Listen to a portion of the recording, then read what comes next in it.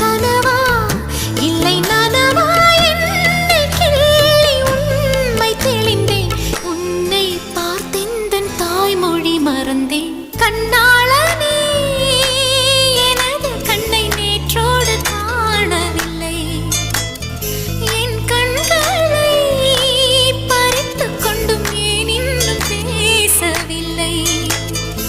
ஆளான ஒரு செய்தி அறியாமலே அலைபாயும் சிறு